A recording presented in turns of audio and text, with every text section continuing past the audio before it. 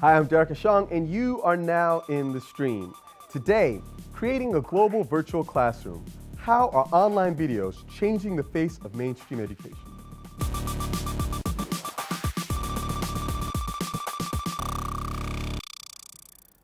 Our digital producer, Ahmed Shahab-Al-Din, is here looking out for your live feedback. As always, tweet him using the hashtag AJStream. Joining him on the couch today is Jenny Bucos, founder of ProjectExplore.org, an online education site that gives students a look into world cultures through multimedia projects. Jenny, tell us a little bit about how that works. Sure. Tim, I'm going to tell you a little bit about how it started. As a child, I didn't have the opportunity to travel, but as an adult, a young adult, I did. And I got to see places like the Parthenon, and I started to think how different a child's education would be if they could visit these places. And I thought, okay, virtual field trips. So in 2003, before YouTube, so before mainstream online video, I started ProjectExplore.org, and what we do is we attempt to bring as authentic a field trip experience to the classroom as possible. And this is done through videos, and there are about 350 videos to date, but more than just videos. We also have written material because some students learn best by seeing and hearing, others learn best by reading. There are lesson plans. We do everything from 3rd grade to high school. And since for the last decade have totally revolutionized how multimedia is used in the classroom. Wow, and I understand that adults can check this stuff out too. Adults can check it out, yeah. Going there to hopefully check out some of your videos. Glad you're here today because you have a slightly different take on online education than our next guest. So this is going to be really interesting. Great. Thanks for being with us. Absolutely. Of course, the show is all about you, our community. So if you've got a story that you want to share, tweet it to us using the hashtag AJStream. Before we jump into our main discussion, Ahmed has got some of your feedback.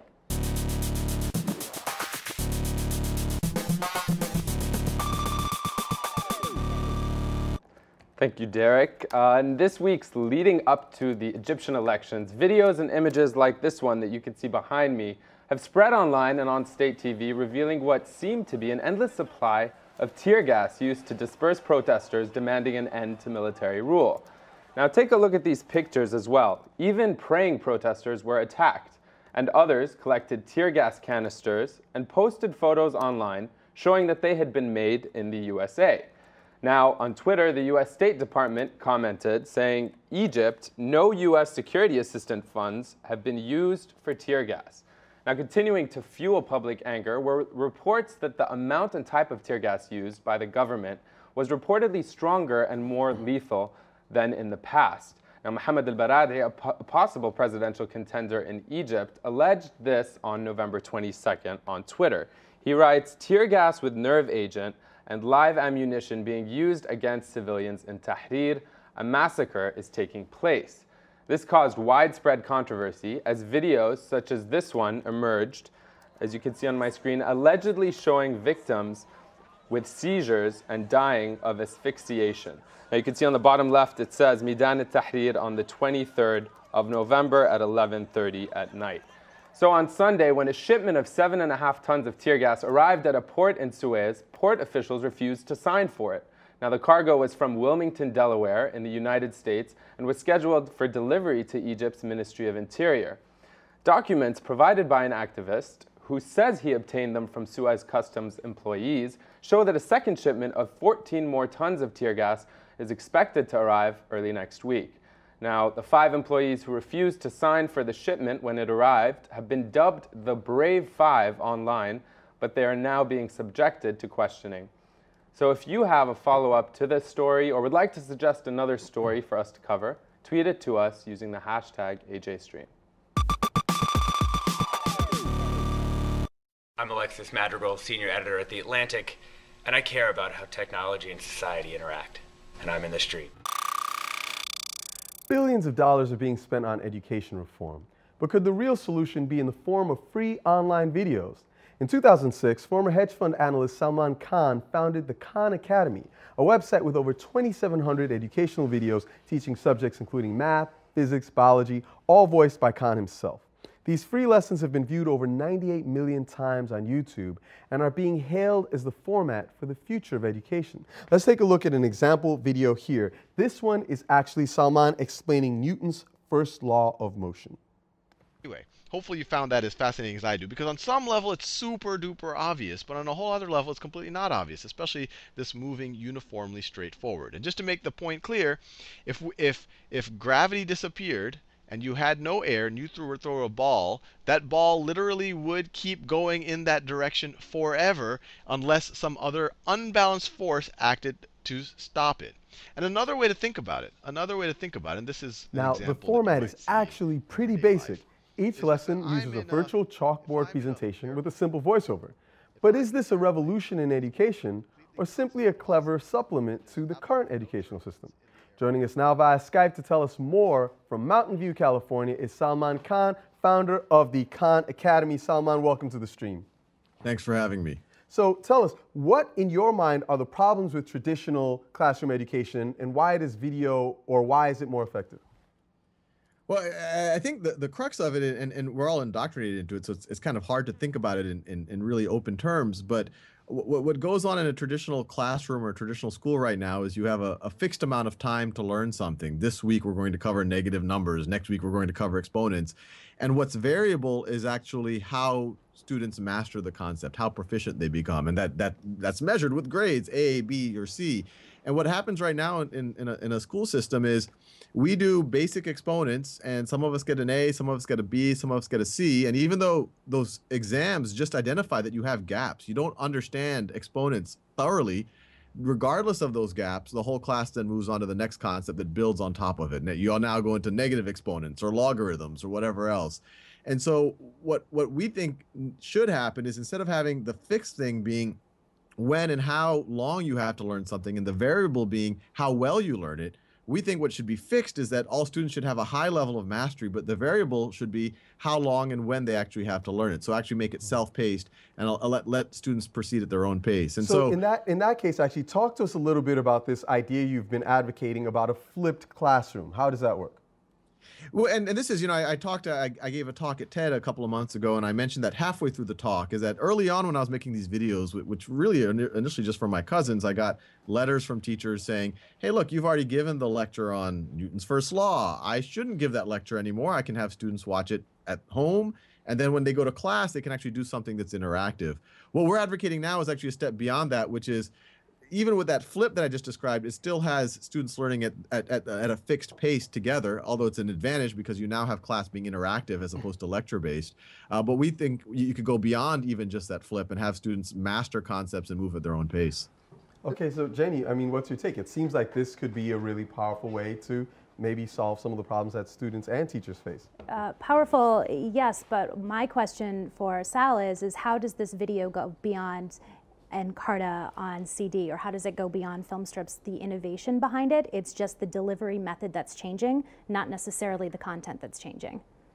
Salman? Yeah, so what we're doing in the pilot classes, and there's about 50 classes in Silicon Valley that are doing this, the videos are actually a very small part of what the Khan Academy is. Although just the videos by themselves, they do allow more active learning than just a traditional lecture. You can pause and repeat, review things. You're not getting judged by your peers or your teacher. But that's a small fraction of what we're doing. What we're actually doing is giving students unlimited self-paced exercises. We have students doing 2 million of these exercises a day.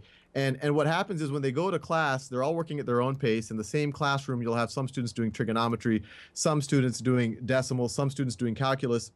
Teachers get analytics. They get a dashboard where every student is.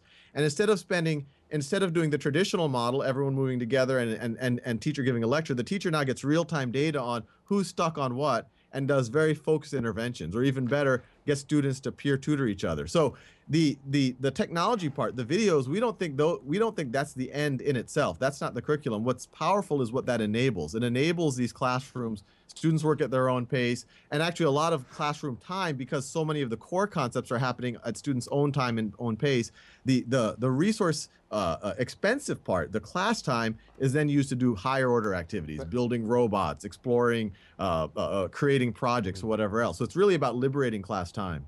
Salman, I'm glad that you brought up the issue of teachers and their role in interaction with the students, because we put out a tweet saying that some people say online learning encourages less interaction with teachers. And Nadia El Abdin on Twitter says, not just teachers, but you lose out on face-to-face human interaction in general. She says it's synthetic, and I felt less inspired by my teacher. Presumably she had tried an online course. And then we also had a question from Lebanon from a gentleman named Gaston that came in. So let me just play it for you. Okay. Hi, my name is Gaston Baladi. I'm from Lebanon. I love the idea of online learning. However, I was wondering what would be the social implications. So again, it's those social implications that both of them are raising. Are you not concerned about that? Yeah, no, and that's exactly why we're advocating this. Because right now, what happens in a traditional classroom, sure, we're all in the same room together, but you have 30 students sitting passively. They have to be silent. The teacher's lecturing at them. I've sat in classrooms for years not knowing half the students in that classroom, never interacting with each other. And that's actually a very dehumanizing experience, to actually be around human beings, but not allowed to interact with each other as human beings. What we're advocating is you're actually using technology to, obviously you're learning at your own pace, but when you go to the classroom, you're not passively listening to a lecture anymore. You're tutoring each other. If you look at some of the pilot classes here in Silicon Valley, you don't see kids just sitting on a computer being isolated. You see kids interacting with each other and the teacher. One thing we point out, people talk about student to teacher ratio.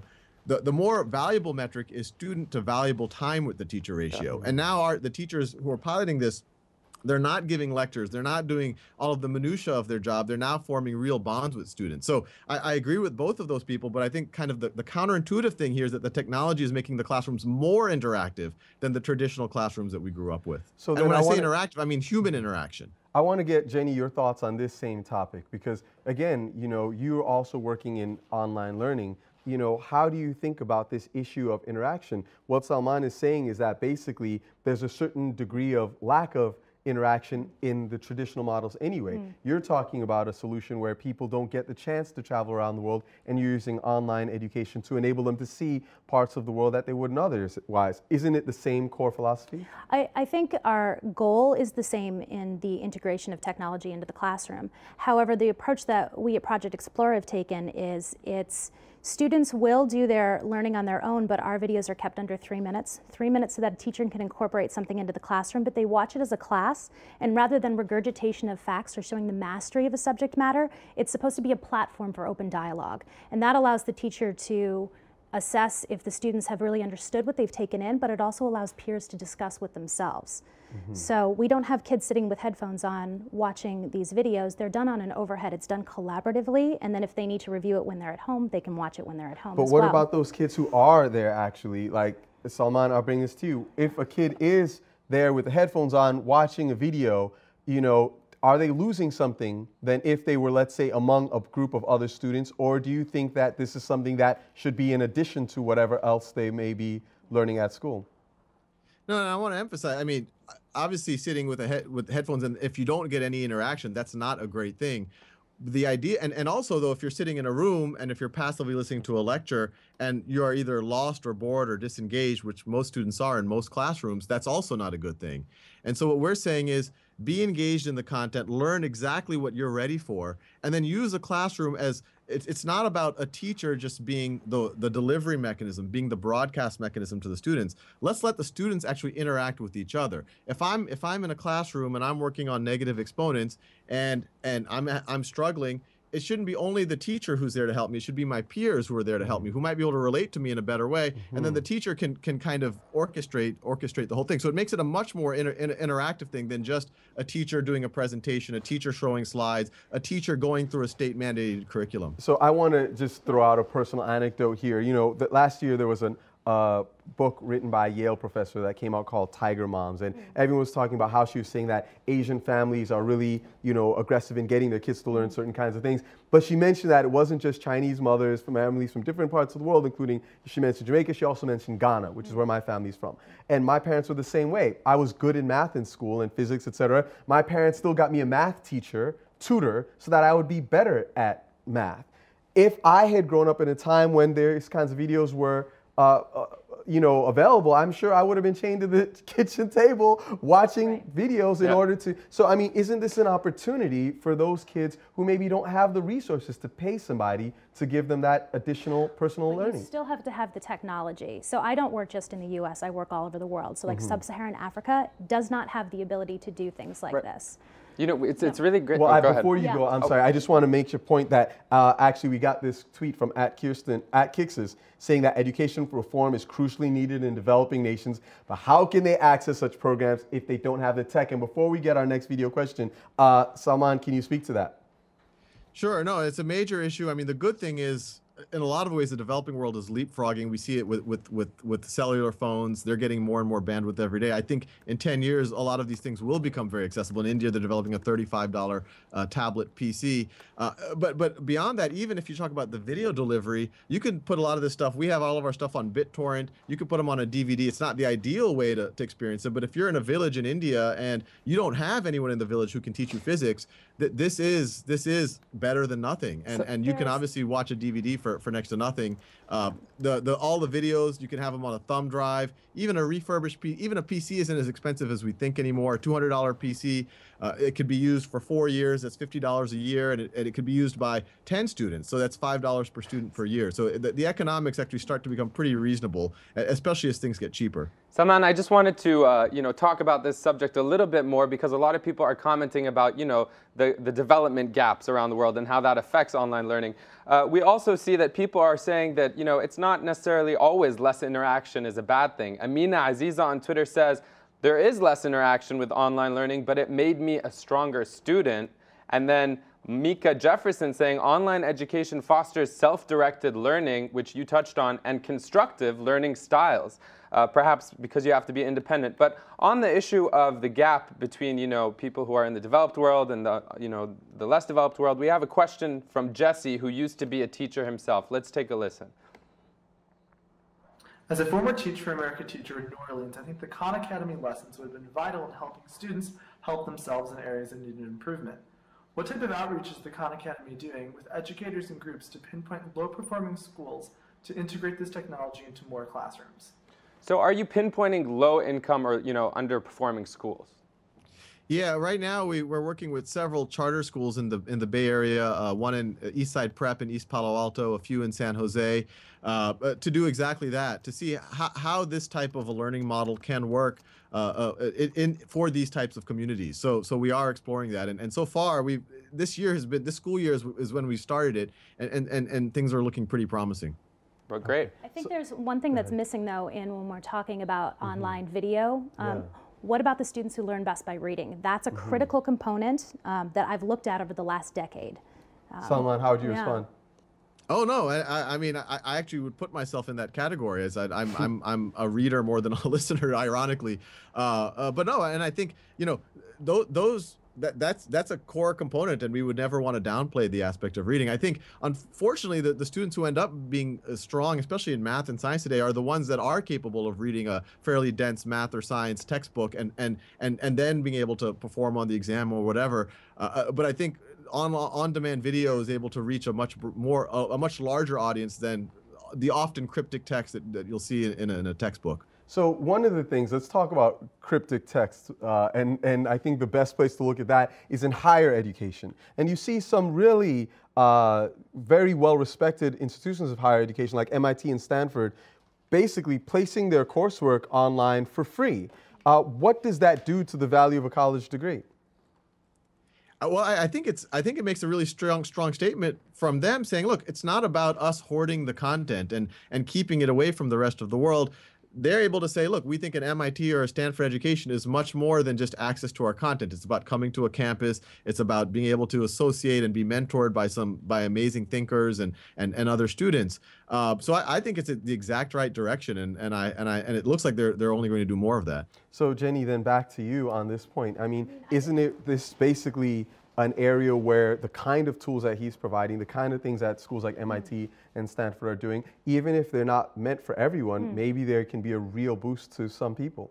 I think they can absolutely be a boost and a positive, but to think that there's a cookie cutter, and I'm not saying that Sal thinks this, that there's one solution to fixing education in both the United States and around the world is a very scary place to go.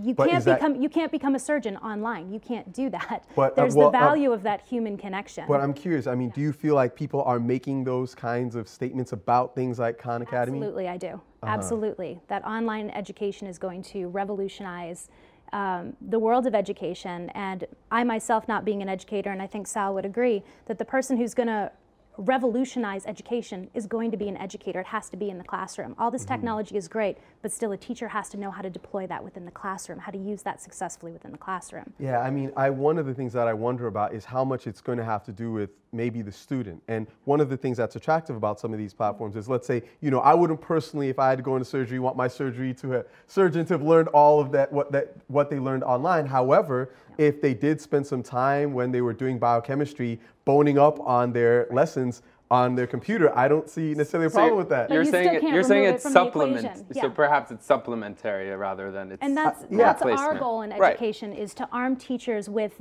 every material that they need to reach their students, not to replace the teacher, but to arm them with the different. But you know, that also raises the question that came in on Twitter, Salman, that I'll put to you from Steve Jobs, etc. on Twitter, that's the name. Perhaps a fan of Steve Jobs. We asked, what is the real value of a college degree then in the context of this conversation? And they said college degrees are valuable to the institutions that profit from them. Steve Jobs proved a degree does not define you. Would you agree with that generally? Oh, no, I definitely agree that the degree should not define you. I think the value of a degree, and it should be called under question, especially considering how expensive they are, is that they provide a signaling mechanism to employers that, you know, you are capable of certain levels of thinking and hard work and whatever else. Right. I think the unfortunate thing is that people have viewed a college degree as an end as opposed to a means to an end. And I think the signal itself has been getting diluted because so there are so many people getting all sorts of college degrees. A lot of these online providers of college degrees might not exactly have, or maybe they're not perceived to have the same standard as the physical providers. So I think people really do have to take a close look at the value of a college degree and the ability of a degree to signal to employers or whoever else that you're capable of contributing. You know, I want to put out a couple of points that came from our community. One is from @LiveJ, who says, I've experienced some online courses and it's easy to lose concentration. For him, he thinks it's boring. At the same time, we're hearing from @JamesPropa, who's saying online education is used by many students at college in Uganda, including me. It's awesome and direct. So a final point on this, Salman, do you think that there is a model by which this can really be done globally?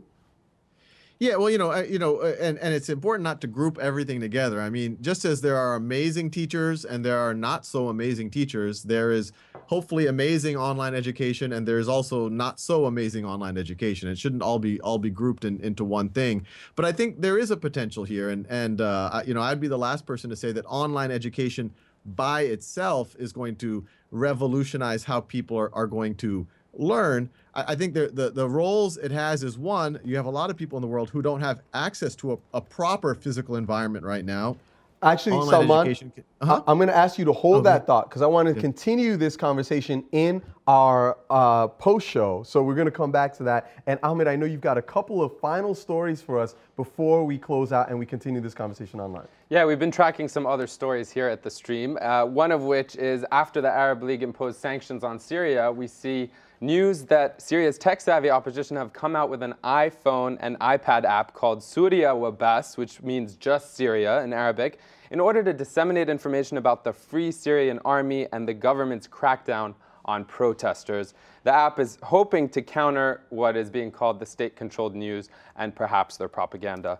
Now, in Malaysia, we also have this poster, which is part of a campaign by netizens who are expressing outrage online after the Malaysian lower house of parliament approved a ban on street protests on Tuesday. So the law still has to be approved by the upper house.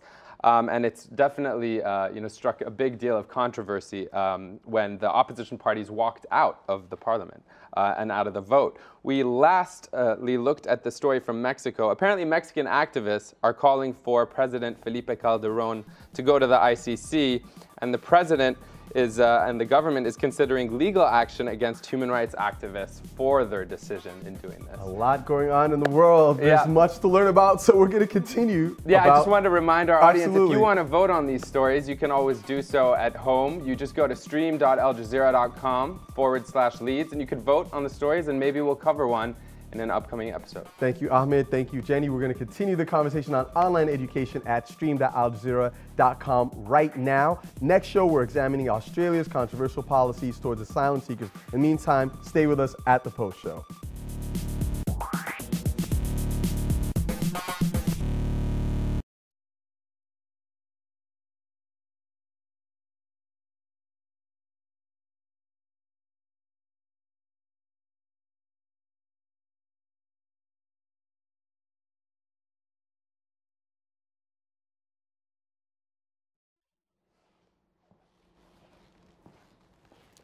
Hi, we're back. We're going to continue our conversation right now in the post show about online education. I want to come back to you, Salman. We've got a tweet now from BCatDC, who says, question, if you had unlimited funds, what would you add or change to your current system? Unlimited, and that's a heady question, but we would, I mean, the content would be expanded dramatically, the languages dramatically. We would go much broader and deeper with the exercises themselves so that you could have simulations, you could have multiplayer simulations. We would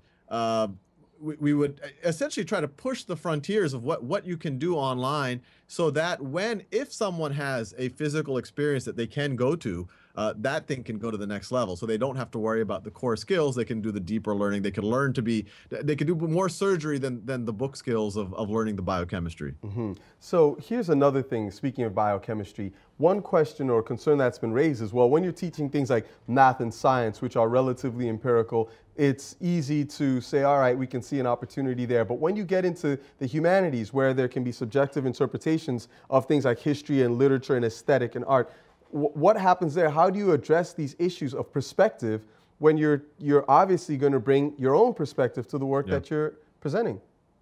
Well, actually, I think that's where online education wins out big time, because right now what's happening in classrooms around the country is that they only have one textbook. Textbooks tend to be written with one bent or another. In fact, very few historians start their book saying, I might be wrong. They tend to write, this is the way it happened.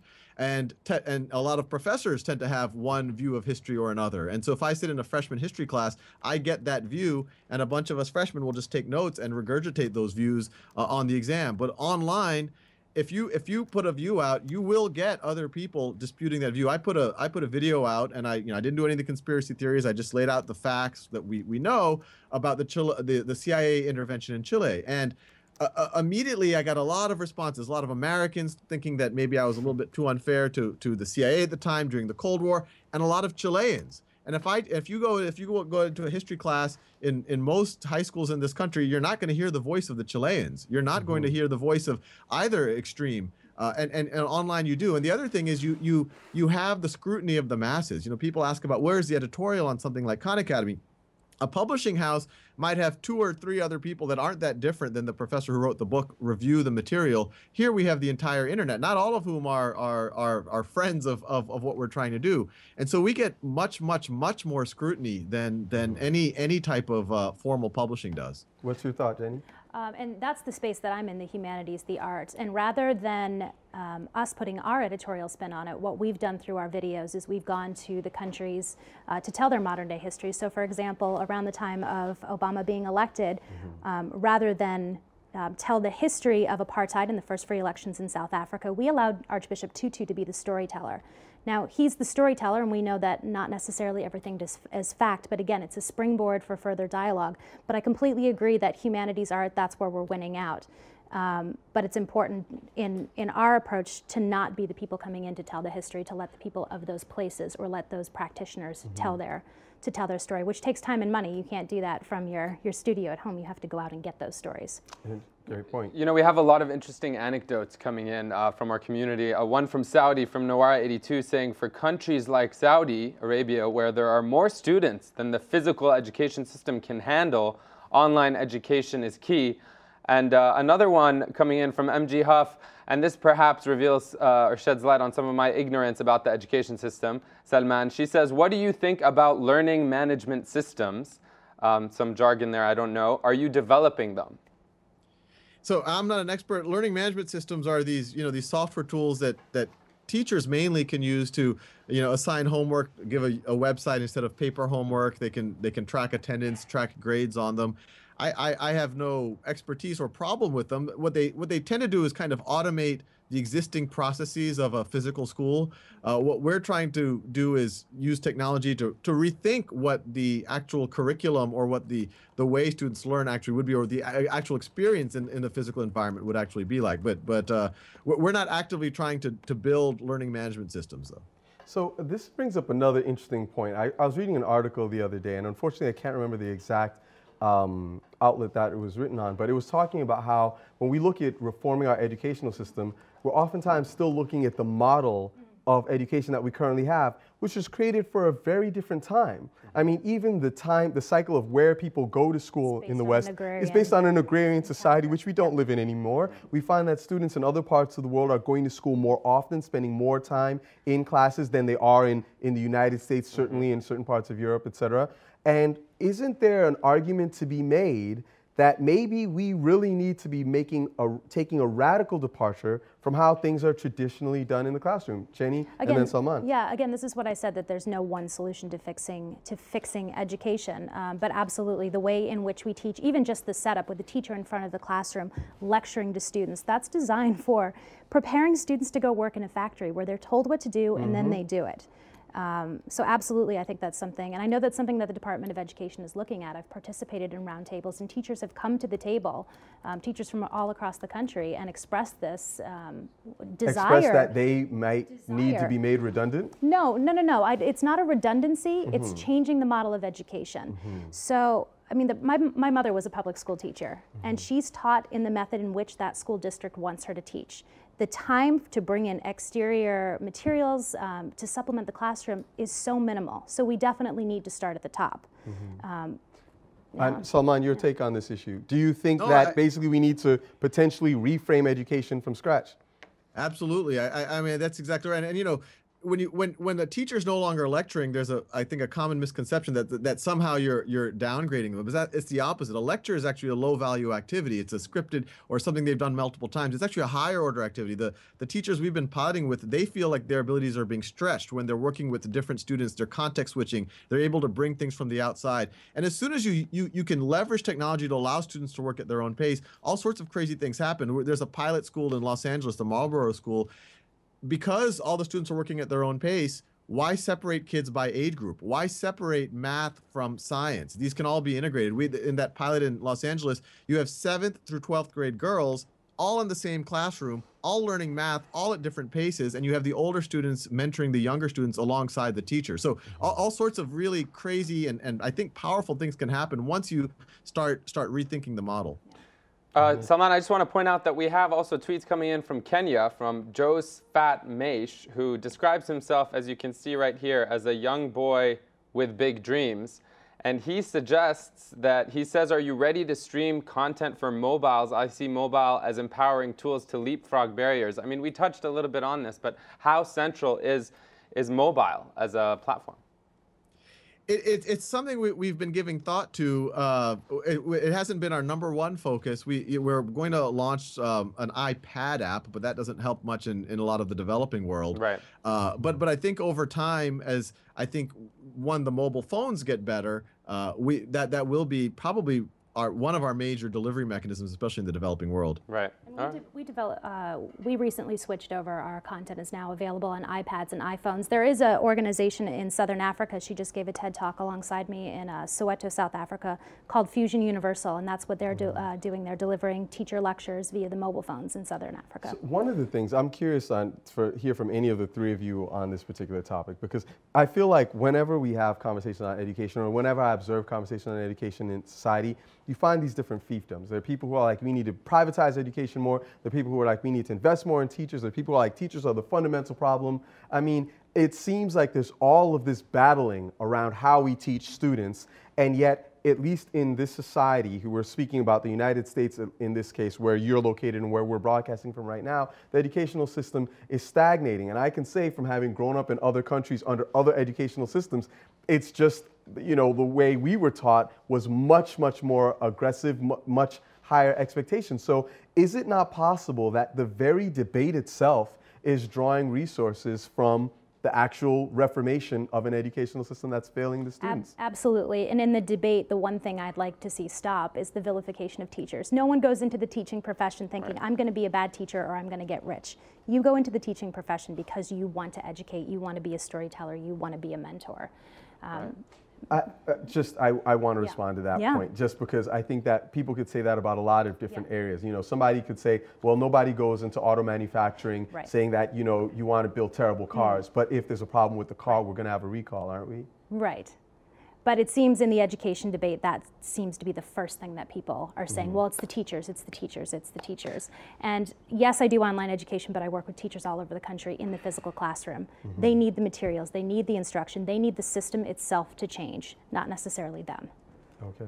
I was just going to point out, frankly, that at a conference in Portugal a couple weeks ago, there was a really interesting presentation by TV2 in Norway, what they're doing, where they have 95% of schools and students have access to their own laptop. So obviously a very affluent country by those standards. But they're having, as you can see on my screen, students actually present the news, like so in the context of the tsunami in Japan, or forgive me, the nuclear, the problems in Japan, they actually do a study on TV presented by a student for students, and apparently, ironically, it's really popular amongst adults too. So maybe it's, a myriad of platforms and a myriad of models that's going to fix the speaking of redundancy, system. bro, you just talked yourself out of a job. Yeah. We're hiring one of those European kids to present the news on the stream. Salman, we'll leave you for the final word. Any last thoughts you want to share with us?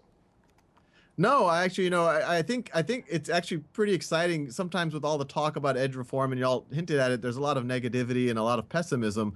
But and I think that unfortunately there's a lot of polarization, either technology or no technology, pro teachers, anti teachers, and I think the answer is we are at an inflection point right now where technology is not an end, but it can be a means to rethinking what we do and rethinking in very powerful ways that really can, I think, be a quantum leap in how we teach people. Thank you, Salman, so much for joining us, and thank you, Jenny, for your insights. Really appreciate it. Thank you, Ahmed. We're gonna please send us an email for that kid that's gonna take your job. And thank you, our viewers, for being with us. We appreciate you, our community. Definitely tell us what stories you think we should be covering. Tweet us at AJStream. We will see you, as always, online.